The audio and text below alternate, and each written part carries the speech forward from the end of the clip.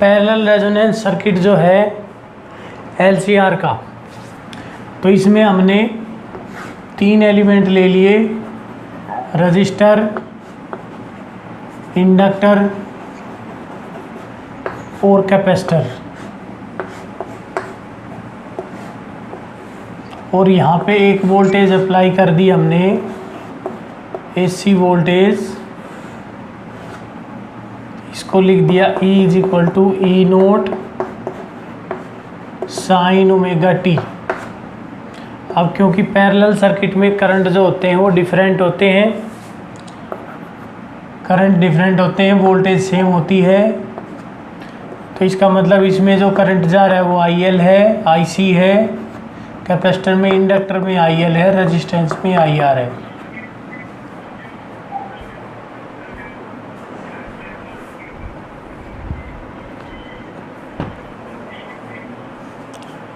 किसका आ गया भाई ये?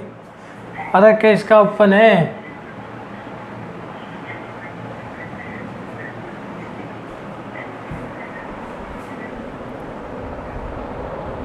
अगर पैरेलल सर्किट में करंट मिनिमम करना है तो जो IL प्लस IC ये दोनों का जोड़ क्या हो जाना चाहिए? 0, तब हमारे पास करंट हो जाएगा मिनिमम। और करंट मिनिमम, अब यहाँ पे देखना हमने कि भाई इंडक्टर और कैपेसिटर इन दोनों में फेज डिफरेंस होता है वोल्टेज के साथ। इंडक्टर में EMF जो होती है वो π/2 आगे होती है, कैपेसिटर में EMF π/2 पीछे होती है। तो इसलिए हम IL को कैसे लिख सकते हैं? IL को लिख सकते हैं हम E0/XL साइन, मतलब ये तो हो जाएगा I0 sin omega T minus π/2। ये तो इंडक्टर का करंट हो गया। सिमिलरली IC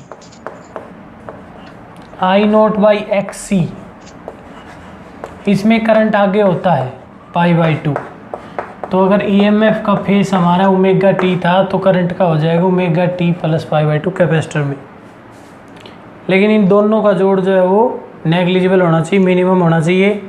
इसका मतलब इन दोनों को हम जोड़ देंगे, E0/XL साइन ओमेगा टी, चलो आगे XC कर लेते हैं हम, E0/XC sign omega T plus π/2 और प्लस में E0/XL sign omega T minus π/2। अब यहाँ पर sine 90 plus theta cos theta होगा, सेकंड क्वाड्रेंट में होगा। ये यहाँ पे पहले हमने माइनस कॉमन लेना पड़ेगा भाई बाहर, क्योंकि ओमेगा 2 माइनस π/t बनाना पड़ेगा, π/2 माइनस ओमेगा टी। तो इसमें तो हो जाएगा हमारे पास सीधा ही E0/XC कोस ओमेगा टी। लेकिन यहाँ पे पहले हम माइनस को कॉमन लेंगे और इसको बनाएंगे साइन π/2 माइनस ओमेगा टी। मतलब यहाँ पे पहले माइनस कॉमन लिया एंगल पे, ये बनेगा sine minus π/2 minus omega t. अब ये माइनस जो है वो बाहर आ जाती है, तो इसलिए जैसे साइन माइनस थीटा जो होता है ना वो माइनस साइन थीटा बन जाता है। तो मैंने डायरेक्ट लिख दिया यहाँ पे माइनस साइन को एग्जिट करके, तो ये बनेगा फिर कोस ओमेगा टी। तो अब हमारे पास E0/XC माइनस में E0/XL और कोस ओमेगा टी जो हो गया कॉमन, और ये टोटल किसके बराबर होना चाहिए? इधर कौन है?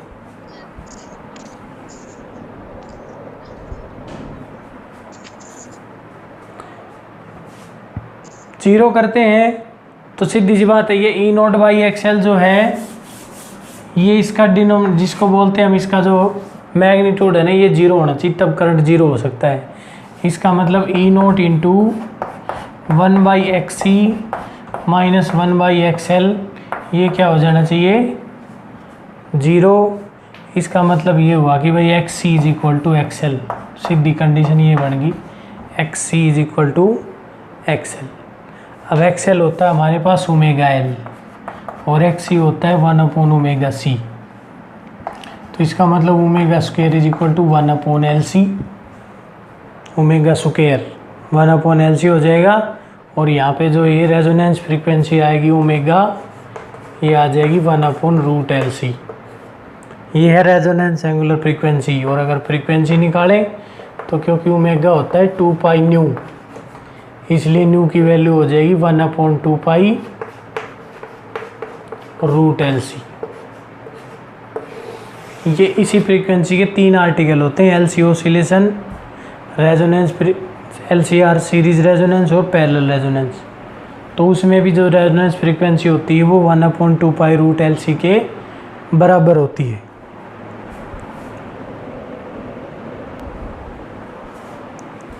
LC ऑसिलेटर में ये एक इंडक्टर है, इस इंडक्टर को इस की से हमने पहले कैपेसिटर से जोड़ दिया जाता है ऐसे, और कैपेसिटर को इस की से जोड़ देते हैं हम इस सी से। ये L हो गया, ये C हो गया। अब क्योंकि पहले जो ये की है, इस की को हम K बोलते हैं, इस की को K1 बोलते हैं, मतलब डिनोट करते हैं K से और K1 से। तो फर्स्ट जो है K1 को ओपन रखा जाता है, K को क्लोज कर दिया जाता है। जैसे हम K को क्लोज करते हैं ये कैपेसिटर फुल्ली चार्ज हो जाता है। मान लिया ये ऐसे चार्ज हो गया, एक तरफ पॉजिटिव एक तरफ नेगेटिव, और इसमें चार्ज आ गया हमारे पास Q, मैक्सिमम चार्ज। ये फुली चार्ज हो गया, कैपेसिटी इसकी सी थी, पोटेंशियल मान लो इसको V मिल जाता है या E मिल जाता है। तो उसके बाद जो है इस की को कर दिया जाता है ओपन, कैपेसिटर को चार्ज करके, और अब इस की को कर दिया जाता है क्लोज। तो जब K1 की को जब हम क्लोज करते हैं तो कैपेसिटर को जो है समझो हमने इंडक्टर से जोड़ दिया। अब कैपेसिटर की डिस्चार्जिंग शुरू होती है, क्योंकि इंडक्टर अब इसकी एनर्जी को अब्जॉर्व करता है, इसकी इलेक्ट्रिकल एनर्जी को, जो किसके बराबर होती है, electrical energy 1/2 epsilon not E square, electrical energy per unit volume, energy density इसकी। तो इसको अब इसको ये डिस्चार्ज होना शुरू होगा कैपेसिटर। तो इसका मतलब ये पॉजिटिव प्लेट है, नेगेटिव प्लेट है, तो करंट की फ्लो की डायरेक्शन होगी ये इधर से।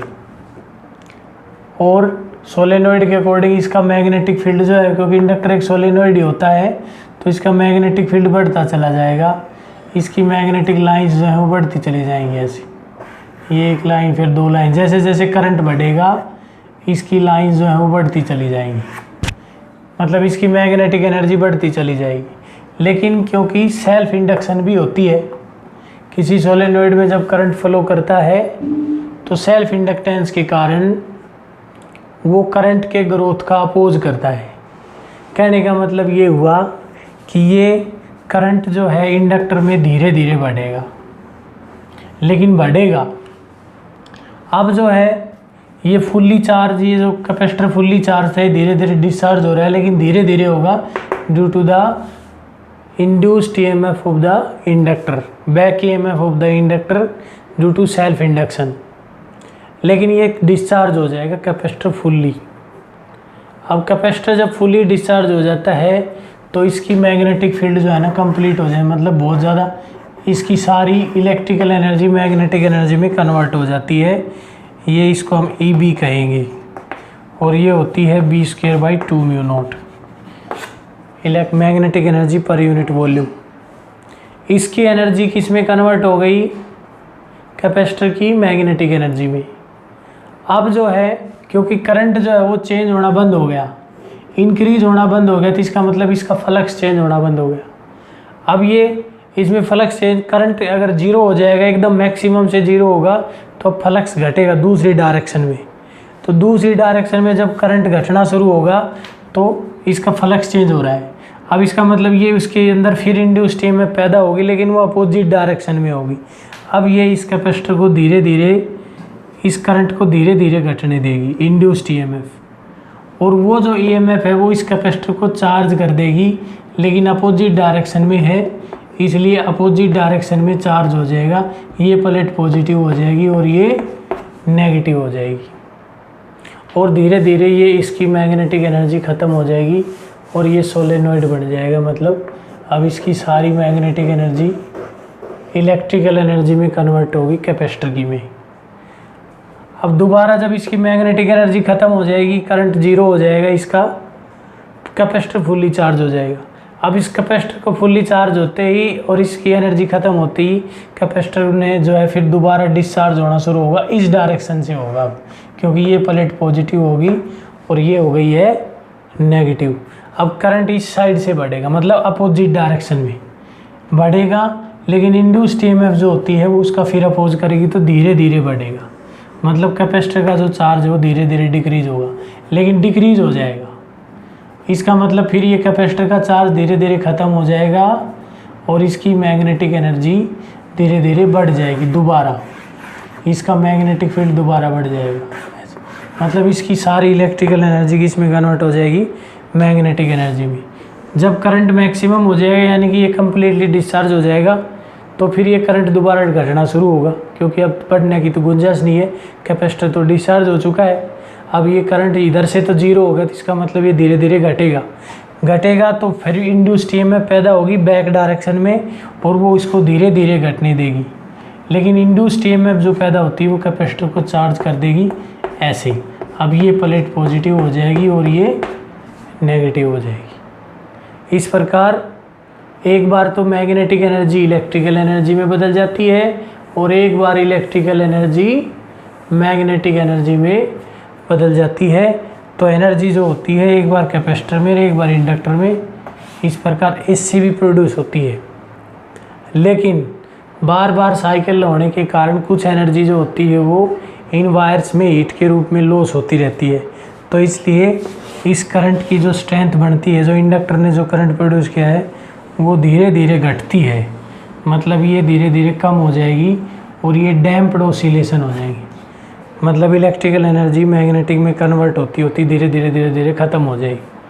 ये ऑसिलेशन हो जाएंगे डैम्प। यहाँ पर ये है एलसी ऑसिलेशन। अब मान लिया कि किसी भी इंस्टेंट के ऊपर कैपेसिटर में चार्ज है ना क्या वो रह जाता है, और उसकी कैपेसिटी है C, तो इसका मतलब कैपेसिटर की वोल्टेज होगी VC। इतनी वोल्टेज जो है, इसके अपोजिट वोल्टेज, ये वोल्टेज जो है वो क्या प्रोड्यूस कर रही है, इंडक्टर के अंदर करंट फ्लो करवा रही है। लेकिन इंडक्टर के अंदर क्या प्रोड्यूस हो रही है, इंड्यूस्ड ईएमएफ, जो क्या होती है -LdI/dt। ये इसके अपोजिट है। अब क्योंकि अपोजिट ईएमएफ जो है और ये कैपेसिटर वाली, बाहर से तो कोई रिजल्टेंट ईएमएफ है नहीं, सारी एनर्जी को इसी में ऑसिलेट करना है। इसका मतलब नेट एक्सटर्नल एनर्जी क्या है, जीरो।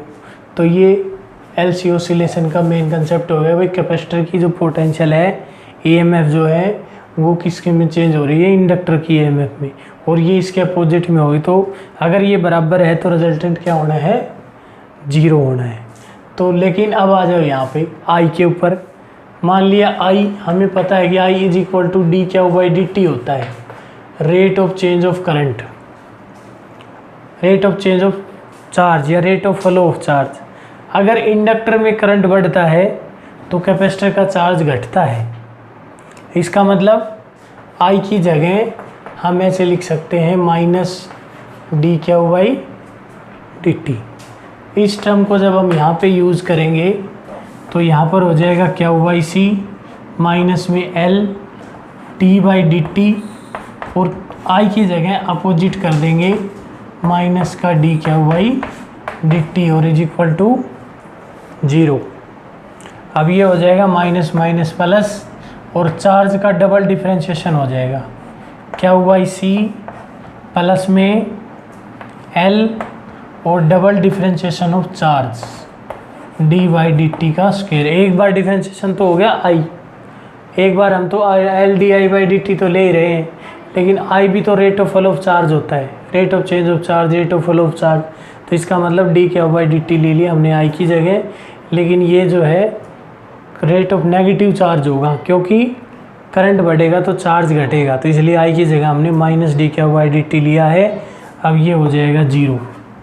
अब यहाँ से हम एल को कॉमन लें और इस डी क्या डबल डिफ्रेंशिएशन को आगे करें, तो ये इक्वेशन बन जाएगी डी टू क्या हुआ upon D T square plus में क्या हुआ by L C is equal to 0। अब ये जो इक्वेशन है ये एक सिंपल हार्मोनिक ऑसिलेटर की इक्वेशन बन गई, मतलब एक ऐसी बॉडी की इक्वेशन हो है जो वाई डायरेक्शन या एक्स एक्सिस के अलोंग जो है ना ऑसिलेट हो रहा है, मतलब सिंपल ऑसिलेटर जिसको हम साइन और कोसाइन की टर्म में उसके ऑसिलेशन शो कर सकते हैं, उसकी इक्वेशन बन गई है। और वो इक्वेशन होती है ये D two Y upon D T square plus में ओमेगा स्क्वेयर वाई, ऐसे। तो ये टाइम के साथ साथ एक ऐसा ऑसिलेटर है जो वाई एक्सिस के अबाउट ऑसिलेट हो रहा है एक्स एक्सिस के अबाउट, क्योंकि वाई की तरफ तो उसका मैग्नीट्यूड चेंज हो रहा है, ये एम्पलीट्यूड। तो ये सिंपल हार्मोनिक ऑसिलेटर की इक्वेशन है। इस इक्वेशन को और इस इक्वेशन को जब हम मैच करेंगे तो हम देखते हैं कि भाई यहाँ पे वाई की जगह अगर हम क्या पुट करते हैं तो ओमेगा स्क्वायर की जगह 1/LC आएगा, और जो ओमेगा स्क्वायर होता है वो होता है इस हार्मोनिक ऑसिलेटर की फ्रीक्वेंसी, एंगुलर फ्रीक्वेंसी। मतलब ये कोई ऑसिलेटर है, मतलब सिंपल पेंडुलम लगा लो या स्प्रिंग लगा लो जिसका ऑसिलेशन हम समझ सकते हैं आसानी से। सिंपल हार्मोनिक ऑसिलेटर, हार्मोनिक का मतलब होता है उसमें ऑसिलेशन फ्रीक्वेंसी, सिंपल मतलब जिसको हम एक्सप्लेन कर सके साइन और कोसाइन की टर्म में। तो ये उसकी इक्वेशन होती है, और इस इक्वेशन में ये तो होता है उसका मैग्नेटिक डिस्प्लेसमेंट और ये होता है उसकी फ्रीक्वेंसी। तो इस इक्वेशन में y की जगह अगर क्या पुट करते हैं तो ये इक्वेशन बनेगी हमारे पास डी टू क्या upon D T square plus में क्या बाई एल सी। इसका मतलब ओमेगा स्क्वायर जो है वो किससे मैच करेगा 1/LC, यानी कि 1/LC को हम क्या ले सकते हैं ओमेगा स्क्वायर। इसका मतलब ओमेगा की वैल्यू हो जाएगी √LC। तो ये इस LC ऑसिलेटर की एंगुलर फ्रीक्वेंसी होगी 1/√LC। और अगर फ्रीक्वेंसी की बात करें तो ये हो जाएगी 1/2π√LC। ये LC ऑसिलेटर का कंसेप्ट क्लियर हो गया है। सर्किट हमने मान लिया कि हमने AC जो है R रेजिस्टेंस में हमने AC अप्लाई कर दी E naught, E is equal to E note sine omega T, ये हमने अप्लाई कर दी है AC alternating voltage E note sine omega T R resistance में। अब इसकी एवरेज पावर निकालनी है, तो एवरेज पावर, एवरेज क्या होती है, किसी भी चीज़ की एवरेज निकालते हैं हम किसी भी डाटा की, तो क्या करते हैं सम ऑफ द डाटा और नंबर ऑफ डाटा। जैसे 5 बच्चों का एवरेज बाहर निकालना होता है तो सभी का बाहर जोड़ते हैं, 5 से भाग कर देते हैं। सिमिलरली इसमें है, हम ये देखेंगे भाई इसमें टोटल जो है, क्योंकि AC साइकिल होती है स्ट्रेंथ घटती बढ़ती रहती है, ये देखेंगे पूरी साइकिल में कितनी हीट डेवलप हुई है, और उस पूरी हीट को किससे डिवाइड कर देंगे, टाइम से डिवाइड कर देंगे तो एवरेज पावर आ जाएगी। तो मान लिया ये इंस्टेंटेनियस EMF है, E is equal to E note sine omega T, ये तो होगी इंस्टेंटेनियस EMF यानी कि voltage. Then instantaneous current, instantaneous current कितना हो जाएगा, ये चाहे LCR सर्किट हो, चाहे RC सर्किट हो, चाहे LC सर्किट हो, चाहे RL सर्किट हो, सब में यही कंसेप्ट लेना है कि हमने पहले कंप्लीट साइकिल की हीट निकालनी है। तो उसके लिए पहले हम ये EMF लगा दी, उसके बाद हमने करंट लेना है और उसका फेज रिलेशनशिप देखना है। अब क्योंकि इंडक्टर के अंदर, रेजिस्टेंस के अंदर तो वोल्टेज और EMF, करंट और EMF दोनों सेम फेज में होती हैं, सिर्फ मैग्नीट्यूड का फ़र्क होता है। तो इस सेम फेज है तो इसका मतलब I की जगह हम लिख सकते हैं I naught sine omega T, इसका फेज सेम रहेगा। ये इक्वेशन 1 थी, ये इक्वेशन होगी 2। अब इंस्टेंटेनियस पावर, मान लिया कि किसी भी टाइम के ऊपर सर्किट की इंस्टेंटेनियस पावर कितनी है, किसी भी सर्किट की इंस्टेंटेनियस पावर हो जाएगी P is equal to E I. तो इंस्टेंटेनियस पावर हमारे पास आ जाएगी P is equal to E note I naught, और दोनों के साइन को गुणा करेंगे तो साइन स्क्वायर ओमेगा टी। बिल्कुल सिंपल कंसेप्ट है ये इक्वेशन नंबर 3 होगी। अब क्योंकि P is equal to D W by D T होता है या D H by D T भी होता है, इसका मतलब डी डब्ल्यू की वैल्यू कितनी होगी, अमाउंट ऑफ वर्क डन या amount of the heat absorb, amount of the energy lost, कुछ भी लगा लो, डी डब्ल्यू की वैल्यू कितनी हो जाएगी पी डी टी। इसका मतलब टी टी टाइम में जो वर्क हुआ है सर्किट में वो कितना हुआ है पी। पी की वैल्यू कितनी है E note I naught sine square omega t d t. Total amount of the work done, total work done on circuit कितना हो जाएगा, total work done of circuit या total heat absorb in the circuit in one cycle, complete cycle में, क्योंकि average तो उसकी पूरी cycle की निकाली जाएगी पावर। तो इसलिए टोटल वर्क डन कितना हो जाएगा, इंटीग्रेशन ऑफ डी डब्ल्यू, कहाँ से लेके कहाँ तक, 0 टू टी। इसको हमने इंटीग्रेट करना है 0 टू टी में।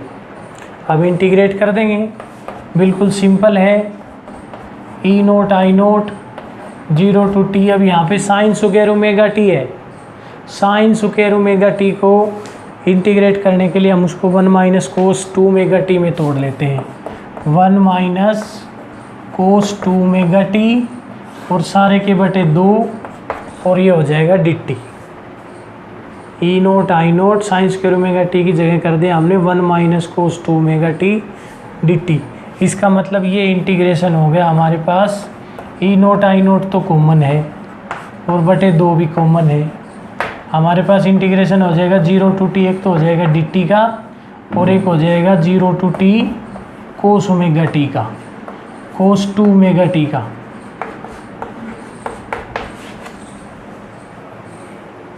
अब कोस 2 ओमेगा टी का जो इंटीग्रेशन होता है, कोस का बनेगा साइन और फिर टी की वैल्यू रखेंगे हम, एक बार तो टी रखेंगे एक बार 0 रखेंगे और ओमेगा को भी तोड़ लेंगे 2 पाई बाई टी में। तो ये हमने पीछे करके दिखाया हुआ है, इसका इंटीग्रेशन होता है 0 टू टी में cos omega T, cos 2 omega T और साइन 2 ओमेगा टी, दोनों का इंटीग्रेशन क्या होता है 0 होता है। तो ये पार्ट तो हो जाएगा 0 और ये जो है हमारे पास ई नोट आई नोट बटे 2 और ये डी टी का बन जाएगा टी और लिमिट है इसकी 0 टू टी, वो बन जाएगा 0। इसका मतलब ये टी की जगह टी रख देंगे तो हमारे पास जो वर्क डन आएगा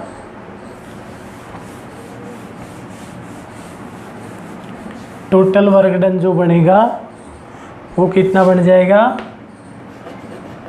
वो बन जाएगा भाई E note I note by 2 into T. ये आ जाएगा टोटल वर्क लास्ट में। और एवरेज पावर, अब पी एवरेज क्या हो जाएगी, average power total work upon total time. इतना वर्क कितने टाइम में हुआ है, टी टाइम में, पूरी कंप्लीट साइकिल के टाइम में। तो इसको इससे भाग दे देंगे हम, E note I naught t by 2 को टी से डिवाइड कर दो तो टी से टी कैंसिल हो जाएगा, हमारे पास एवरेज पावर हो जाएगी E note I note by 2। और इसको लिखा जा सकता है, हम ऐसे भी लिख सकते हैं E nought by root 2 into I note by root 2। मतलब E nought by root 2 I note by root 2 का मतलब हो गया I R M S into I R M S. ये एवरेज पावर होगी, यानी कि वर्चुअल करंट को वर्चुअल ईएमएफ से मल्टीप्लाई करो, हमारे पास जो है आर एम एस यानी कि एवरेज पावर आ जाती है। ये है आर सर्किट की। अगर करनी हो एल सी आर में, LCR का भी बिल्कुल सिंपल है, बस हमने इंस्टेंटेनियस EMF, इंस्टेंटेनियस करंट और इंस्टेंटेनियस पावर का पता होना चाहिए। तो इंस्टेंटेनियस EMF LCR सर्किट में हमने E note sine omega t लगाई है, तो करंट कितना हो जाएगा? LCR सर्किट में जो करंट होता है वो फाई एंगल आगे बताया था हमने LCR का। ये L हो गया, ये C हो गया और ये R हो गया। ये C लगा दी हमने, E = E note sine omega t। अब क्योंकि करंट जो होता है ना, ये ग्राफ देखो, इस ग्राफ से हमने बताया था कि इधर होता है VL, VC ऊपर की तरफ था VL और VLC ऊपर की तरफ ही था, इधर था VR। तो रिजल्टेंट वोल्टेज यहाँ आई थी फाई V, इधर करंट था I। इसका मतलब करंट जो है वो वोल्टेज से फाई पीछे है। तो इंस्टेंटेनियस करंट क्या हो जाएगा? I naught sine omega t minus में फाई। इसको हम थोड़ा सा सिंपल कर सकते हैं। I naught sine A minus B का फार्मूला लगा लो भाई, sine A cos B minus में cos A sine B, cos omega t sine phi. ये हो गया हमारे पास I। अब इंस्टेंटेनियस पावर P = VI वाले फार्मूले से कितनी हो जाएगी? EI। E की वैल्यू है हमारे पास E note sine omega t और I की वैल्यू ये है I नोट ये sine omega t cos phi minus में cos omega t sine phi. इसका मतलब इंस्टेंटेनियस पावर हमारे पास हो गई है E नोट I नोट। अब इस साइन ओमेगा t को पहले इससे गुणा करो तो ये बन जाएगा sine square omega t cos phi, sine square omega t cos phi. ये सारे पे कॉमन ले लिया हमने E नोट I नोट। अच्छा, साइन ओमेगा t को जब इससे गुणा करेंगे तो ये बनेगा हमारे पास sine omega t cos omega t और साइन फाई, ये बन जाएगा।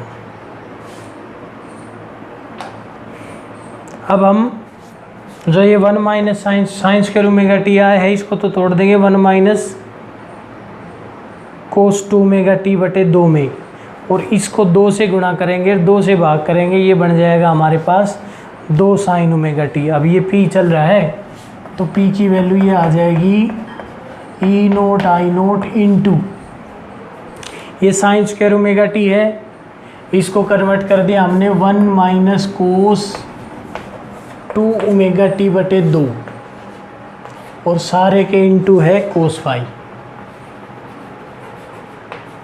इसको हमने 2 से गुणा कर दिया, 2 साइन ओमेगा t, 2 से गुणा कर दिया तो ये बन गया 2 sign omega t cos omega t, cos omega t।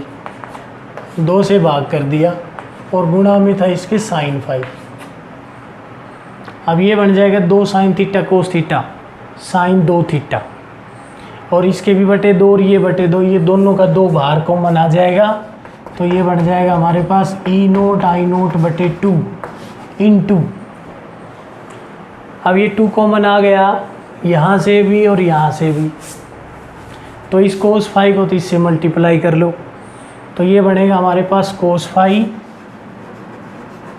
Minus में कोस 2 ओमेगा t, 2 में cos 2 omega t cos phi. ये बन गया, ये बन गया हमारे पास sine 2 omega t, sine 2 omega t sine phi.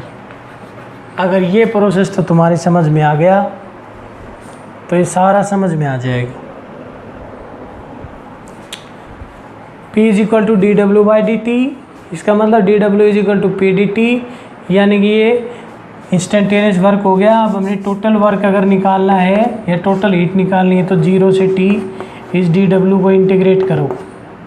इसका मतलब इसको इंटीग्रेट कर दिया हमने 0 से t उसका E नोट I नोट बटे 2 को तो ले लिया हमने बाहर, और इस सारे का इंटीग्रेशन होगा बल्कि मैं इस अलग अलग टर्म का इंटीग्रेशन ही कर देता हूँ। पहले इंटीग्रेशन किया हमने इसका कोस फाई का, कोस फाई डी टी। फिर इंटीग्रेशन करेंगे हम cos 2 omega T cos phi D T. और फिर इंटीग्रेशन करेंगे सारे में 0 से टी लिमिट लेनी है। अब इंटीग्रेशन करेंगे इसका sine 2 omega T sine phi.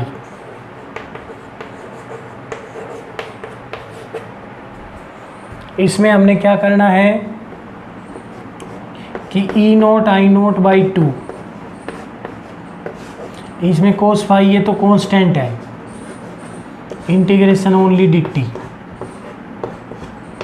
इसमें भी कोस फाई कांस्टेंट है, इसको तो बाहर ले लेंगे और इंटीग्रेशन ले लेंगे 0 to T cos omega T, cos 2 omega T का। अगली टर्म में साइन फाई कॉमन है, कांस्टेंट है साइन फाई, और इंटीग्रेशन ले लेंगे साइन 2 ओमेगा टी का।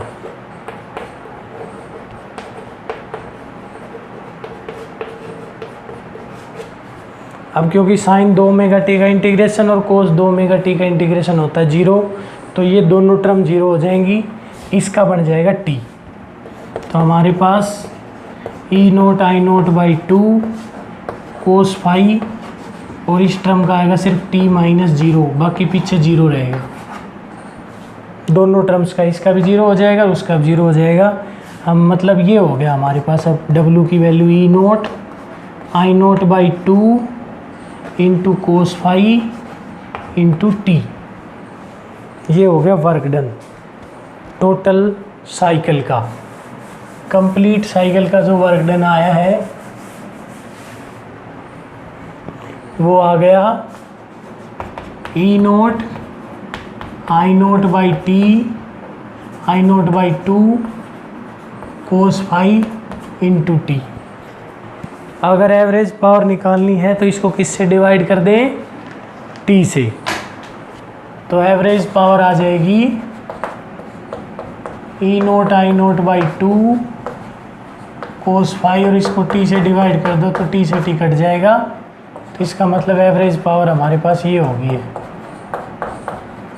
ई note I note by 2 cos phi, और इसको ऐसे भी लिखा जा सकता है ई नोट बटे रूट 2 इंटू आई नोट बटे रूट 2 कोस फाई।